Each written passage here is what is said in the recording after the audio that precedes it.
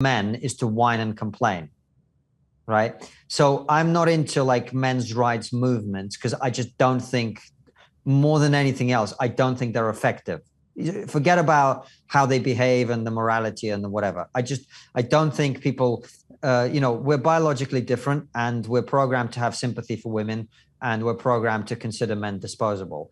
That is the biological reality. You're not going to change it. Men creating movements where they protest and complain about the rights isn't going to change anything. Men just have to be better and work harder and, look after their own interests.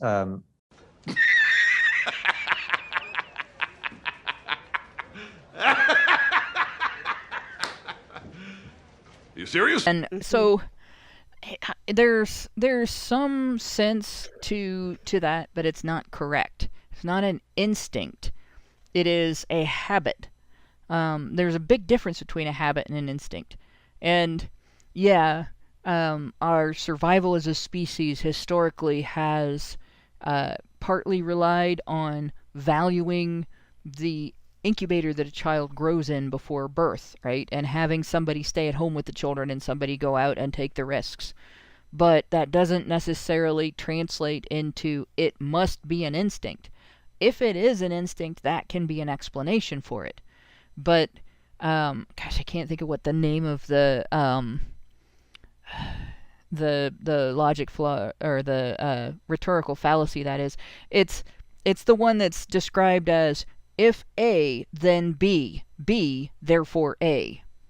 So somebody in the chat can school me on it. I know it, I just can't, the terminology is just going out of my head right now. Just because B happened, though, does not necessarily mean A is the explanation. And, yes, we did historically prioritize the health and safety of women. And that is a fact. There is no denying that.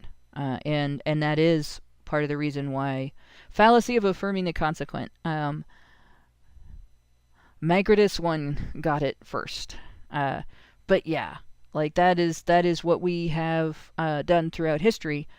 But it doesn't necessarily mean we can't treat men as equally valuable, and we don't have it in us to do it. It doesn't. Then we have Richard Bier. Let's see, says post box versus ergo hoc. Oh, and Jay Robitel says ergo proctor hoc. And those are the ones that the terms that I couldn't get to come to mind.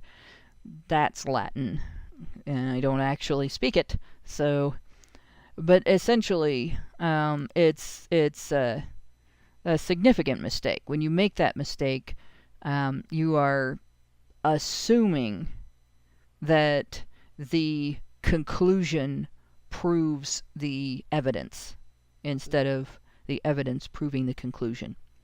Right. And so here's the situation with humanity. We do have, I think, the capacity to value all human beings. We have the capacity to recognize that all human life is valuable. And if we didn't have that capacity, there would be nothing men could do to earn their place in the world, to make themselves valuable. Contributing to society wouldn't do it. Their masculinity would erase it.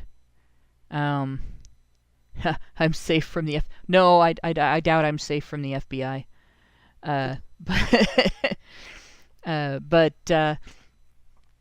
But because we do have a history of at least valuing men when they do things for society, even if we haven't recognized their value just as human beings. That demonstrates that we can value men. If we can value men, then we can value them just because they're human.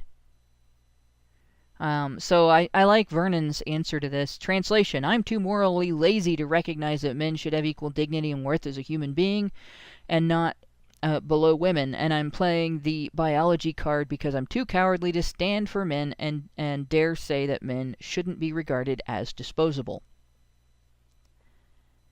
Very And nice. you think about this.